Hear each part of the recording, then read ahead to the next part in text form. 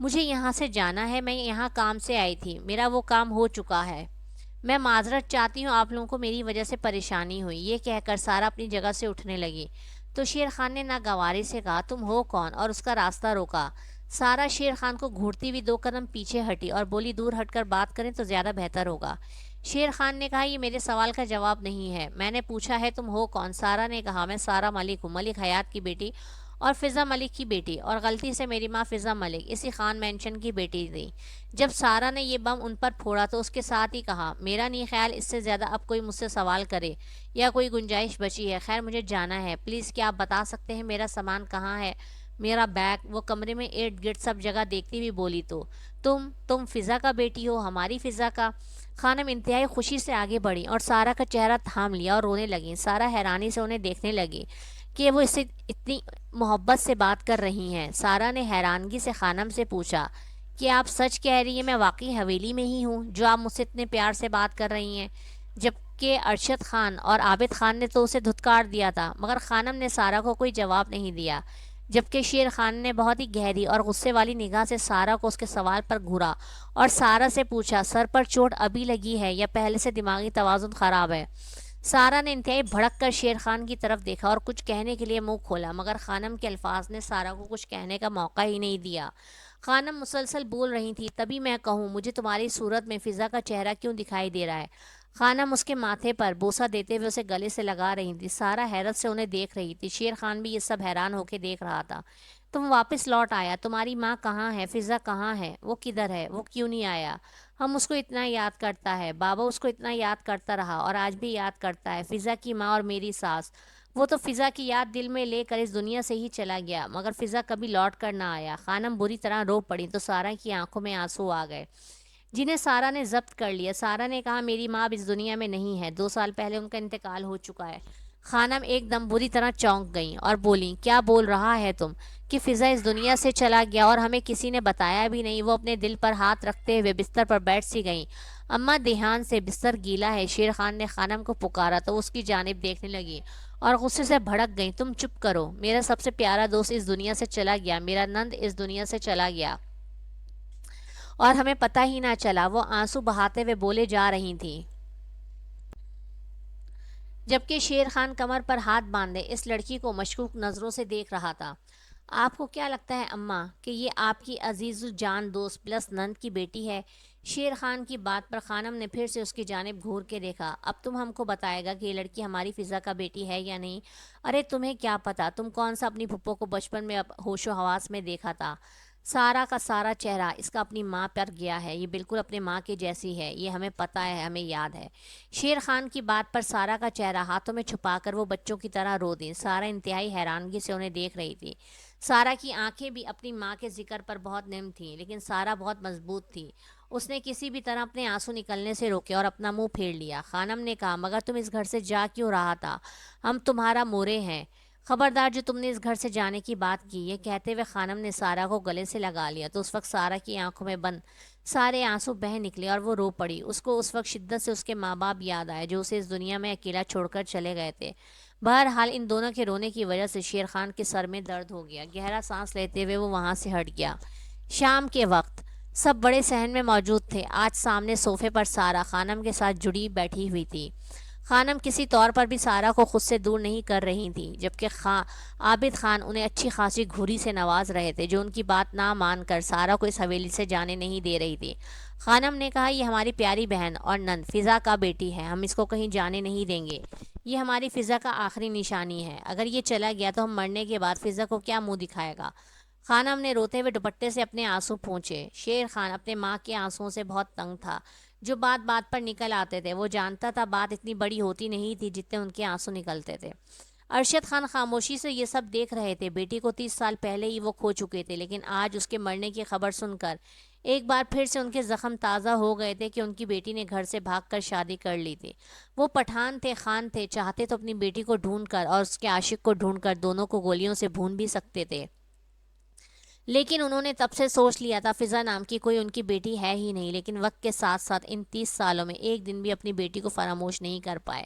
وہ ہر رات سونے سے پہلے اپنی بیٹی کو یاد کر کے سویا کرتے تھے اور اس کی سلامتی کی دعائیں مانگا کرتے تھے، اور اب وہ یہی سوچ رہے تھے کہ کس کی سلامتی کی دعائیں مانگیں گے۔ ان کی بیٹی تو 2 سال پہلے ہی اس دنیا سے چلی گئی اور انہیں اس بارے میں پتہ ہی نہیں چلا۔ سامنے بیٹھی ہوئی لڑکی ان کی بیٹی کی نشانی ان کے دروازے پر آئی تو وہ اس کو بھی وہاں سے نکال دینا چاہتے تھے، مگر ان کا دل اتنا بڑا نہیں تھا کہ وہ اپنی نواسی کے ساتھ یہ ظلم کرتے، لیکن اپنے بیٹے کی آنکھوں میں وہ غصہ دیکھ چکے تھے، اس لیے فی الحال خاموش ہی تھے۔ زاہد خان نے سارہ کو دیکھا تو ان کے چہرے پر مسکراہٹ سی آ گئی۔ وہ بالکل فضا کی جیسی ہی تھی اور انہیں اس میں فضا کی شباہت ہی نظر آ رہی تھی۔ زاہد خان کی مسکراہٹ کو شیر خان نے آنکھیں چھوٹی کرتے ہوئے دیکھا۔ وہ دونوں چاچا بھتیجا ایک دوسرے کی ہر رمز سے واقف تھے۔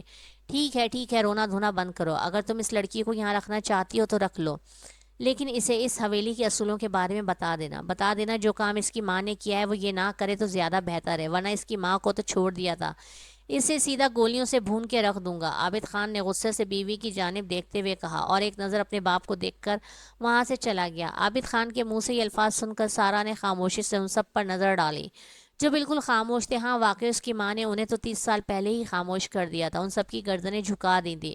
جس دن سارہ کی ماں اس گھر کو چھوڑ کر گئی تھی اس دن سے ہی اس گھر کے ہر مکین نے اللہ سے یہی شکوہ کیا تھا کہ جب بیٹی دے تو بیٹیوں کو اتنی سمجھ دے کہ وہ عزتوں کے جنازے نہ نکالا کریں۔ بہرحال آج وہی سب کچھ ہو رہا تھا، لیکن اس بار بیٹی کی بیٹی ان کے سامنے تھی۔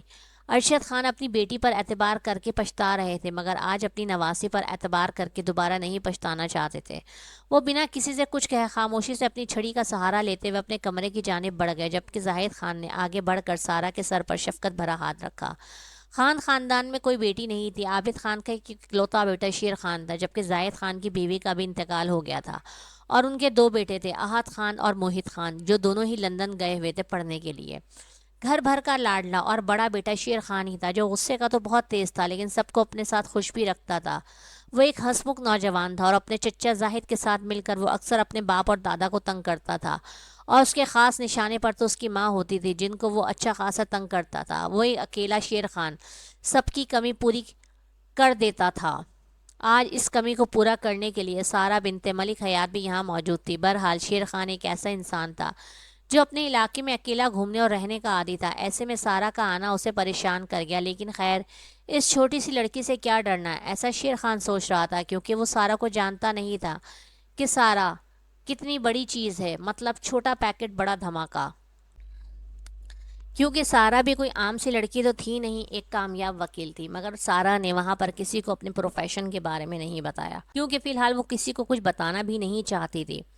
ابھی وہ کچھ ٹائم تک خاموش رہنا چاہتی تھی، وہ تھک چکی تھی اپنی زندگی سے۔ سارہ خاموشی سے ان لوگوں کے ساتھ رہنے لگی۔ سارہ کو یہاں آئے ہوئے 2 ہفتے ہو چکے تھے، وہ خانم سے بہت زیادہ قریب ہو گئی تھی، خانم اس کا بہت خیال رکھتی تھیں، بالکل ماؤں کی طرح اس کو پسند کرتی تھی۔ اب سارہ نے پہلے تو خانم کو آنٹی کہا، مگر خانم نے اس کو ڈانٹا اور بولا کہ وہ اس کو مورے کہیں گی یا اماں بولے گی۔ اس حویلی میں آ کر سارہ کو واقعی سکون ملا، کیونکہ وہ دماغی طور پر بہت تھک چکی تھی، اس نے اپنے بہت سارے رشتوں کو کھویا تھا۔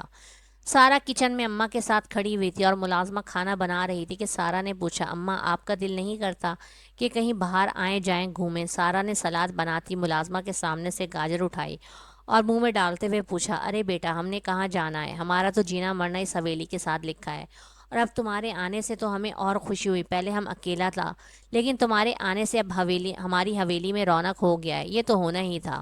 سارہ اماں سے بہت ہنسی مذاق کر رہی تھی کہ سامنے سے آتے شیر خان نے ماتھے پر بل ڈال کر انتہائی گھوری سے سارہ کو نوازا اور اپنی ماں کی جانب متوجہ ہوا۔ سارہ بھی شیر خان سے زیادہ بات نہیں کرتی تھی۔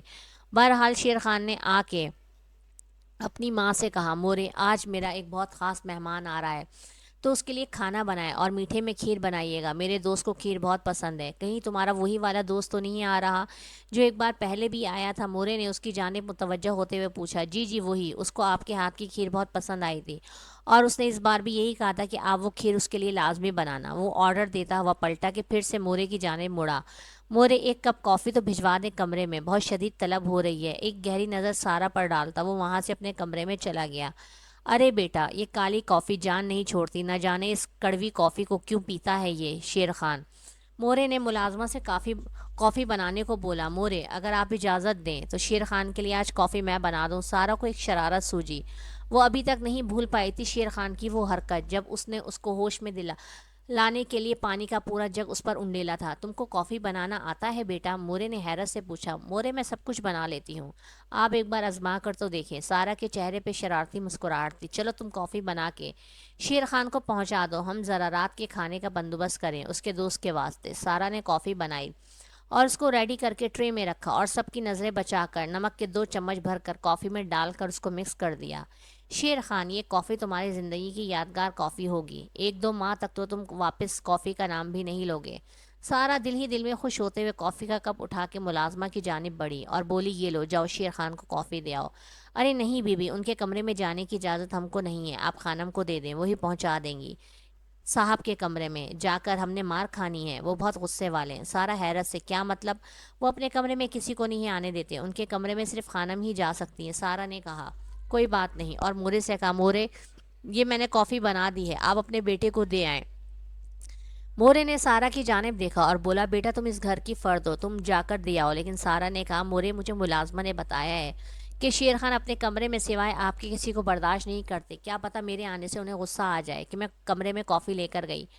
اماں نے کہا، بالکل نہیں بیٹا، شیر خان بالکل غصہ نہیں کرے گا، کیونکہ وہ ملازموں کے اور غیروں کے اپنے کمرے میں آنے پہ پابندی لگاتا ہے، تم اس کی پھپھو کا بیٹی ہے، تم جاؤ، جا کر شیر خان کو یہ دے کر آؤ۔ بہرحال سارا شیر خان کے کمرے کی طرف بڑھی اور جا کر جیسے ہی دستک دینے کے لیے ہاتھ اٹھایا تو کمرے کا دروازہ کھلا ہی تھا۔ سارا کو حیرت ہونے لگی، واقعی بندہ بہت اچھی طرح جانتا ہے کہ اس کے کمرے میں کبھی کوئی داخل نہیں ہوگا۔ خیر سارا اندر گئی تو کمرے میں کوئی بھی نہیں تھا۔ سارا نے خاموشی سے کافی کا ایک طرف رکھ دیا اور واپس نکلنے لگی۔ ابھی وہ دروازے کے قریب پہنچی ہی تھی کہ شیر خان واش روم سے نکلا اور اس کی نظر سارا پر پڑی۔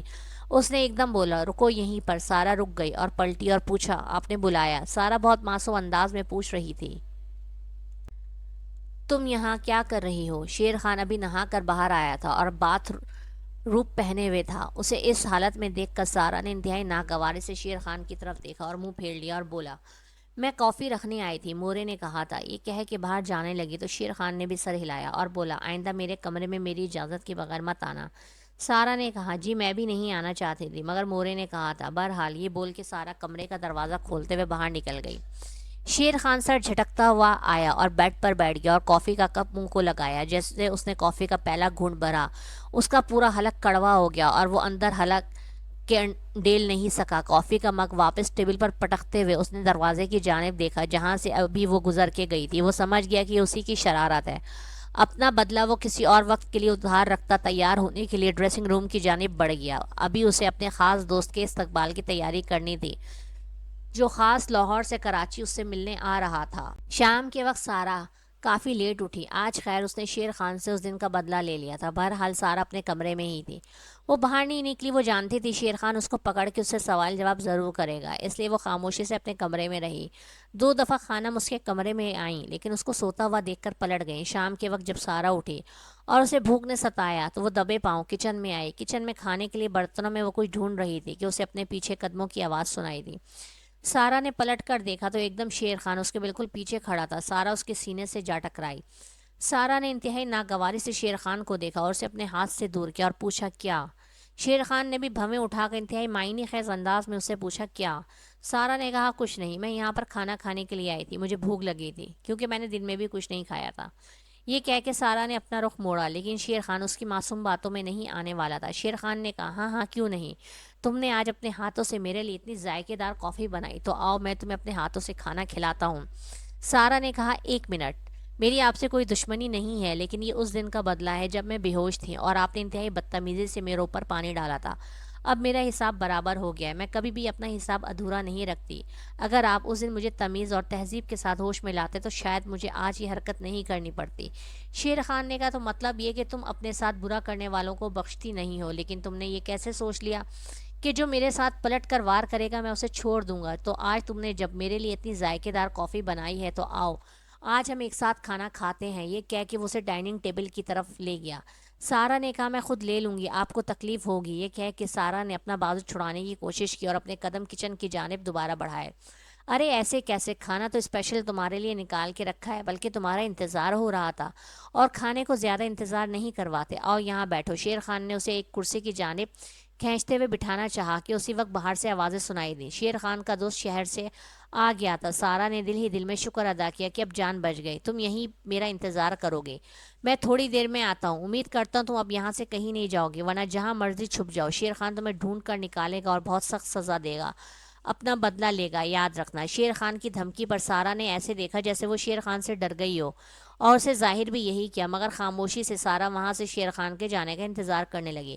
جیسے ہی شیر خان وہاں سے نکلا، سارا نے گہرا سانس لیا کہ وہ وہاں سے ہٹ گیا ہے۔ خاموشی سے سارا فوراً ڈائننگ ٹیبل سے اٹھی اور جلدی سے کچن کی جانب گئی اور اپنے لیے کھانا نکالا اور نکال کر وہ باہر نکلی، کیونکہ سارا چاہ رہی تھی کہ وہ اپنے کمرے میں جا کر کھانا کھائے، مگر سامنے کا منظر دیکھ کر اس کے قدم ایک ہی جگہ پر رک گئے۔ شیر خان کے گلے لگے اس شخص کو دیکھ کر سارا کے پیروں تلے سے زمین کھسک گئی۔ اس شخص کی نظر بھی سارا پر پڑی تو اس کے چہرے کی مسکراہٹ غائب ہو گئی۔ کچھ پل تو یوں ہی خاموشی کی نظر ہو گئے۔ شیر خان کو یہ لمحے سخت ناگوار گزرے، خاص طور پر سارا کا اور اس کے دوست کا ایک دوسرے کو دیکھنا۔ وہ آگے بڑھتے ہوئے سارا کے پاس جانے لگا کہ وہ خاموشی سے شیر خان کو دیکھ کر واپس کمرے کی جانب بڑھ گئی، مگر آنے والا مہمان تو بس اپنا پسینہ صاف کر رہا تھا، یہ وہ پوچھ نہیں پا رہا تھا شیر خان سے کہ آخر سارا یہاں پر کیوں ہے۔ کچھ دیر بعد آخر اس نے پوچھا، یہ کون تھی اور یہاں کیا کر رہی ہے؟ ارسل نے شیر خان کی جانب دیکھتے ہوئے سوالیہ انداز میں پوچھا۔ میری کزن ہے، میری پھپھو کی بیٹی، تم چھوڑو اس بات کو، اندر چلو۔ شیر خان کو مزید تفصیل دینا پسند نہ آیا اور نہ ہی ارسل کا سارا میں دلچسپی لینا۔ اس کے چہرے پر ناگواری بہت واضح تھی۔ ان کے گھر میں کوئی لڑکی یا عورت تھی نہیں سوائے خانم کے، اس لیے شیر خان کے دوست اندر آ جایا کرتے تھے، لیکن آج شیر خان کو خود پر غصہ آیا۔ وہ کیسے بھول گیا کہ اب اس کے گھر میں ایک لڑکی بھی ہے۔ شیر خان نے ارسل کی خوب آؤ بھگت کی۔ گھر کے تمام مرد حضرات بھی ارسل کو کمپنی دے رہے تھے، لیکن ان سب کے دوران ارسل مسلسل پریشان رہا۔ اس کے چہرے پر پریشانی صاف نظر آ رہی تھی۔ وہ اپنا پسینہ بار بار پونچھ رہا تھا اور گھبرا رہا تھا، جسے شیر خان نے نوٹ کیا کہ وہ سارا کو دیکھنے کے بعد بہت چپ چپ سا ہے۔ لیکن شیر خان اب مزید سارا کو زیر بحث نہیں لانا چاہتا تھا، کیونکہ ان کے گھر کی عزت تھی اور کسی غیر کے منہ سے اس کا نام سننا بھی اسے گوارا نہیں تھا۔ شیر خان، مجھے حق تو نہیں ہے، لیکن میں اس لڑکی کے بارے میں کچھ پوچھنا چاہتا ہوں۔ یہ لڑکی، ابھی ارسل نے اتنا ہی بولا تھا کہ شیر خان نے بولا، ارسل جو بھی بات کرنا سوچ سمجھ کے کرنا، وہ شیر خان کے گھر کی عزت ہے، اس گھر کی عورت ہے، اور کچھ بھی غلط نہیں سنوں گا، نہ بولنے دوں گا۔ شیر خان نے اسے بات کرنے سے پہلے ہی ٹوک دیا۔ ارسل نے فوراً کہا، میں غلط بات نہیں کروں گا، لیکن جو سچائی ہے وہ ضرور بتاؤں گا اس لڑکی کے متعلق۔ ارسل دانت پیس رہا تھا۔ تمام بڑے ناگواری سے ارسل کو دیکھ رہے تھے۔ اس نے شیر خان سے کہا، یہ لڑکی مجھے پہلی ہی نظر میں پسند آ گئی تھی اور میں اس کے گھر پر رشتہ بھی لے کر گیا تھا، اور اس کے باپ نے ہاں بھی کر دی تھی۔ اتنا سننا تھا کہ شیر خان کی مٹھیاں سختی سے بھینچیں۔ پھر کیا ہوا؟ ارسل نے دیکھا کہ شیر خان جب انتہائی دھیان سے اس کی بات سن رہا ہے تو اس کے حواس بحال ہو گئے، اس کے اندر اعتماد لوٹ آیا۔ اس نے کہا، شادی کے دن اس کی اصلیت میرے سامنے کھل گئی اور مجھے پتہ چلا کہ اس کا کریکٹر خراب ہے، اور اس سے پہلے کہ وہ اپنی بات کمپلیٹ کرتا، اسی دوران سارا کچن میں واپس برتن رکھنے کے لیے آئی تھی جب اچانک اس نے ارسل کے منہ سے یہ باتیں سنی تو وہ بہت آرام سے آہستہ آہستہ چلتی ہوئی مکمل اطمینان کے ساتھ ارسل کے سامنے جا کر کھڑی ہو گئی۔ ڈائننگ ہال میں صرف مرد حضرات ہی بیٹھے ہوئے تھے، مگر سارا کا اس طرح آ کے ارسل کے سامنے کھڑے ہونا سب کو حیران کر گیا، جن میں زاہد خان، عابد خان، ارشد خان اور شیر خان تھے، اور وہ ارسل کی باتیں سن کے اپنی مٹھیاں بھینچ رہے تھے کہ سارا بہت اطمینان سے ارسل کے سامنے جا کر کھڑی ہوئی اور بولی، مکمل طور پر بتائیے میرے کس کس سے تعلقات تھے اور کس سے نہیں۔ ارسل ایک دم سارا کو دیکھ کے گھبرا گیا، کیونکہ جب وہ جو بول رہا تھا اسے لگ رہا تھا سارا وہاں موجود نہیں ہے، مگر وہ نہیں جانتا تھا سارا ایک دم اس کے سامنے آ جائے گی۔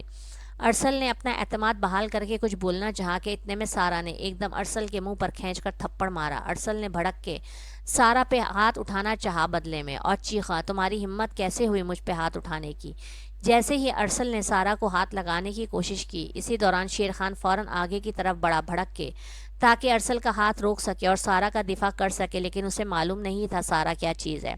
سارا کو مارشل آرٹس آتے تھے، بلیک بیلٹ جو تھی۔ بہرحال سارا نے ایک جھٹکے سے ہی ارسل کا ہاتھ پکڑا، اسے کمر کے پیچھے لے کے گئی، اس کی ٹانگ پہ زور سے اپنا گھٹنا مارا اور اسے میز سے ٹکا دیا اور بہت پیار سے بولی، ہاں اب آرام سے بتاؤ ارسل، جو تم کہنا چاہ رہے ہو میں وہ سنوں گی، کہ میرا کس کے ساتھ افیئر تھا، کس کے ساتھ نہیں تھا، اور تم میرے گھر پر بارات لے کر کیوں آئے تھے؟ کیونکہ تب تو مجھے نہیں پتا تھا، لیکن اب مجھے پتا ہے۔ اب تم مجھے خود بتاؤ گے یا نہیں؟ سارا کی اتنی پھرتی اور یہ انداز دیکھ کر کمرے میں بیٹھے تمام مرد حضرات حیرت کے مارے کھڑے کے کھڑے رہ گئے۔ دوسری طرف سارا ارسل سے بول رہی تھی کہ میرا کوئی ارادہ نہیں تھا پرانی دشمنی کو زندہ کرنے کا، میں تو تمہیں جانتی تک نہیں تھی، مگر تم خود میرے گھر تک آئے اور آ کے میرے والد ملک حیات کو منایا کہ وہ میری شادی تمہارے ساتھ کر دیں، اور این شادی والے دن تم نے جو حرکت کی، تمہاری حرکت بھی میرے والد نے برداشت کر لی تھی، مگر تم نے ان کے کان میں کچھ کہا تھا جو کہ مجھے نہیں پتا، جس کے بعد بابا کو دل کا دورہ کیوں پڑا اور ان کی موت ہوئی، مگر بعد میں مجھے پتا چل گیا تھا۔ اب میں تم سے پوچھ رہی ہوں کہ تم بتاؤ کہ جو ان سب کے سامنے تم میرے کریکٹر پر الزام لگا رہے ہو، اس کو تو میں تم سے نبٹ لوں گی۔ حالانکہ میں نے سوچا تھا کہ میں سب کچھ بھول بھال کر دوسرے شہر میں چلی جاؤں، کیونکہ میں نے لاہور میں اپنے سارے رشتوں کو کھو دیا تھا، اور جس کی ایک سب سے بڑی وجہ تم لوگ بھی ہو۔ تم اور تمہارا خاندان کتنا گھٹیا اور غلیظ ہے، یہ بات تو میں بہت اچھی طرح جانتی ہوں۔ کیا یہ لوگ جانتے ہیں جن کے ساتھ تم بیٹھے ہوئے ہو، یا یہ بھی تمہارے ساتھ ان سارے کالے کارناموں میں شریک ہیں؟ عابد خان غصے سے بولتے ہیں، کیا بول رہی ہو لڑکی؟ سارا ناگواری سے ان کی طرف دیکھتی ہے اور بولتی ہے تمیز سے، سر میں آپ سے بات نہیں کر رہی، میں اس وقت اس آدمی سے بات کر رہی ہوں جو میرے کریکٹر پر الزام لگا رہا ہے، جو میرے گھر پر بارات لے کر آیا تھا اور این شادی کے وقت اس نے میرے سے شادی سے انکار کیا تھا۔ کیوں؟ کس کی وجہ سے بتانا پسند کرو گے؟ سارا ارسل سے پوچھتی ہے۔ ارسل گھبرا جاتا ہے۔ اسی دوران شیر خان سارا کو فٹافٹ ارسل سے دور کرتا ہے، کیونکہ شیر خان کو بالکل برداشت نہیں ہوتا کہ سارا ارسل یا کسی اور غیر مرد کے قریب بھی ہو، یہ سارا کسی اور کو ہاتھ بھی لگائے۔ ارسل کے حواس بحال ہونے ہی لگتے ہیں کہ سارا ایک دم جگ اٹھا کے پانی کا اس کے منہ پہ الٹ دیتی ہے۔ شیر خان فوراً سارا کو پکڑتا ہے، اس کو سمجھ میں نہیں آ رہا، اس کو کیا کسی کی سمجھ میں نہیں آ رہا۔ سارا چیختی ہے، تم شاہ عالم کے سب سے چھوٹے بھائی ارسل عالم ہونا، وہی شاہ عالم جس نے میرے سگے بھائی ڈی ایس پی ملک نواز کا قتل کیا تھا۔ صحیح کہہ رہی ہوں نا میں ارسل؟ اب ارسل کی حالت بگڑ جاتی ہے اور سارا کے منہ سے اس کے بھائی کا نام سن کر سب وہاں سکتے میں آ جاتے ہیں۔ کیا فضا کا کوئی بیٹا بھی تھا؟ یہ ان کو تو اب پتہ چلا تھا، مگر سارا اپنی بات کنٹینیو رکھتی ہے اور بولتی ہے کہ مجھ سے غلطی ہو گئی کہ میں نے تمہارے بھائی کو صرف 25 سال کی سزا دلوائی۔ جو تم لوگوں کے کرتوت تھے، تم لوگوں کو تو موت کی سزا دلوانی چاہیے تھی، اور اس غلطی کی سزا واقعی مجھے ملی کہ میں نے اپنی ماں بھی کھوئی اور اپنا باپ بھی کھویا۔ میں تو ابھی خاموش تھی اور سوچ رہی تھی کہ میں کب تم لوگوں سے اپنا حساب لوں، مگر اب تم نے مجھے خود آ کے یہاں پر یاد کروا دیا ہے، تو چلو کوئی بات نہیں، سارا ملک حساب برابر ضرور کرے گی۔ تمہیں جہاں جانا ہے جاؤ، جس کونے میں چھپنا ہے چھپو، اب تمہارے خاندان کو برباد تو سارا ملک ہی کرے گی۔ اب وہ پرانے سارے کیسز بھی کھلواؤں گی جو تم لوگوں نے جھوٹ کی بنیاد پر بند کروائے تھے۔ اتنا کہہ کے سارا جیسے ہی جانے کے لیے پلٹتی ہے کہ ارشد خان اور عابد خان انتہائی سرد اور سپاٹ الفاظ میں سارا کو رکنے کا بولتے ہیں، اور بہت ہی خونی نگاہوں سے ارسل کو دیکھتے ہیں اور بولتے ہیں، ہمیں پوری بات بتاؤ۔ سارا کہتی ہے، میرا نہیں خیال کہ آپ لوگوں کو پوری بات جاننی چاہیے، میں یہاں پر وقتی طور پر آئی تھی اور یہ میرا پرسنل معاملہ ہے، میں یہاں سے جانا چاہتی ہوں اب، کیونکہ مجھے اب آگے کام کرنا ہے۔ لیکن عابد خان سارا سے کہتے ہیں کہ جو پوچھا ہے اس کا جواب دو، اس سب معاملہ کیا ہے؟ سارا بولتی ہے، سیدھا سا معاملہ ہے، میں ایک وکیل ہوں، سارا ملک، کرمنل لائر ہوں، لاہور میں رہتی ہوں، میرے بارے میں جو معلومات کرنی ہے آپ لاہور سے کر سکتے ہیں۔ اور میرے بڑے بھائی ڈی ایس پی ملک نواز بہت ہی ایماندار آفیسر تھے، اور یہ جو ارسل یہاں پر ہے یہ جب ملک سے باہر تھا، مگر اس کا بڑا بھائی شاہ عالم اور اس کا خاندان، یہ سب لوگ ڈرگس کا، بچوں کو بیچنے کا، عورتوں کو بیچنے کا، لڑکیوں کو بیچنے کا کاروبار کرتے ہیں۔ میرے بھائی ملک نواز نے شاہ عالم، اس کے چھوٹے بھائی محبوب عالم اور ان کے باپ عالم شاہ، ان سب کو گرفتار کیا تھا اور ان پر چارجز بھی لگائے تھے۔ میری ان سے کوئی پرسنل دشمنی نہیں تھی، نہ ہی میرے بھائی کی تھی، مگر اس ارسل کے بڑے بھائی شاہ عالم نے ضمانت پر باہر آ کر میرے بھائی ڈی ایس پی ملک نواز پر گھات لگا کر اس پر گولیاں برسائی تھیں، جس پر وہ موقع پر ہی ہلاک ہو گیا تھا اور شاہ عالم موقع پر سے فرار ہو گیا تھا۔ مما بابا کی حالت تو بہت ہی خراب ہو گئی تھی، میں لائر تھی، میں نے کسی نہ کسی طرح خود کو سنبھالا۔ میرا پیارا بھائی اس دنیا سے جا چکا تھا، وہ بھی اس لیے کہ اس نے کئی معصوم لوگوں کی زندگیاں بچائی تھیں۔ قاتل تو شاہ عالم تھا۔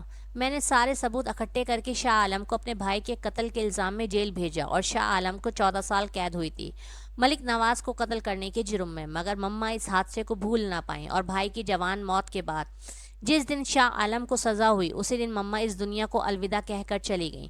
میں اور بابا خاموشی سے اپنی دنیا میں مگن تھے کہ یہ ارسل ہماری دنیا میں آیا اور اس نے آ کر میرے والد سے میرے رشتے کی بات کی۔ ہم لوگوں میں سے کسی کو بھی اندازہ نہیں ہوا کہ یہ ارسل شاہ عالم کی فیملی سے کوئی تعلق رکھتا ہے۔ بہرحال بابا نے اس رشتے کے لیے ہاں کر دی اور یہ بارات لے کر آیا، مگر عین بارات والے دن اس نے میرے کردار پر الزام لگایا، کیونکہ یہ مجھ سے بدلہ لینا چاہتا تھا۔ میں نے نہ صرف اپنے بھائی ملک نواز کے قتل کے جرم میں شاہ عالم کو 10 سال کی سزا کروائی تھی، بلکہ اس کے ساتھ ساتھ شاہ عالم اور اس کے باپ اور اس کے بڑے بھائی کو بھی 15 سال کی سزا ہوئی تھی، اور میرے بھائی کے قتل کے 10 سال ملا کے، اور ڈرگز اور لڑکیوں اور بچوں کو بیچنے کے جرم میں شاہ عالم کو ٹوٹل 25 سال کی سزا ہوئی، جس کی وجہ سے وہ تینوں باپ بیٹے اس وقت جیل میں ہیں۔ مجھ سے واقعی غلطی ہو گئی کہ جب یہ آدمی رشتہ لے کر آیا تھا تو مجھے اس کے بارے میں تحقیق کروانی چاہیے تھی، مگر مجھے بالکل آئیڈیا نہیں تھا کہ یہ اپنے خاندان کے بدلے کے لیے مجھے برباد کرنے آیا ہے۔ اتنا بول کر سارا ارسل سے کہتی ہے، انتظار کرو، اب مل کر اپنا حساب پورا کرتے ہیں۔ بہت شوق ہے نا تمہیں مجھے برباد کرنے کا؟ چلو یہ شوق میں بھی تمہارا پورا کرتی ہوں، ملتے ہیں اب باہر اچھی طرح کورٹ میں۔ جیسے ہی سارا ارسل کو یہ سب کچھ بولتی ہے، ارسل بھڑک کر سارا کا ہاتھ پکڑ کے اسے اپنی طرف کھینچتا اور بولتا ہے، تمہاری اتنی ہمت، لگتا ہے ابھی تک تمہاری ہمت اور حوصلہ ٹوٹا نہیں ہے، لگتا ہے میرا انتقام اور اپنے باپ کی موت بھول چکی ہو۔ ابھی ارسل اتنا ہی بولتا ہے کہ شیر خان ایک دم جنونی انداز میں ارسل پر جھپٹ پڑتا ہے اور اسے پاگلوں کی طرح مارنے لگتا ہے کہ تمہاری اتنی ہمت کہ تم سارا کو ہاتھ بھی لگاؤ۔ وہ جنونیوں کی طرح ارسل عالم کو مار رہا ہوتا ہے، اسی دوران شیر خان کے منہ سے نکلتا ہے، تمہاری ہمت بھی کیسے ہوئی کہ تم میری سارا کو ہاتھ لگاؤ؟ سارا حیرت سے شیر خان کو دیکھتی ہے کہ ان دونوں کے بیچ تو ایسا کوئی بھی معاملہ نہیں ہے کہ شیر خان اس کو میری سارا بول کر مخاطب کرے۔ بہرحال اسی دوران عابد خان اور زاہد خان فٹافٹ شیر خان کو سنبھالتے ہیں اور بولتے ہیں، بیٹا ابھی نہیں، یہ ابھی ہمارے گھر میں مہمان آیا ہے، اور خان مینشن میں اگر کوئی مہمان آ جائے چاہے وہ دشمن ہی کیوں نہ ہو، خان مینشن والے ہمیشہ اپنا بدلہ گھر سے باہر لیتے ہیں، کبھی بھی گھر آئے دشمن کو نقصان نہیں پہنچاتے، ہم اپنا بدلہ ضرور لیں گے مگر اس گھر میں نہیں۔ سارا بولتی ہے، آپ لوگوں کو برائے مہربانی اس معاملے میں پڑنے کی ضرورت نہیں۔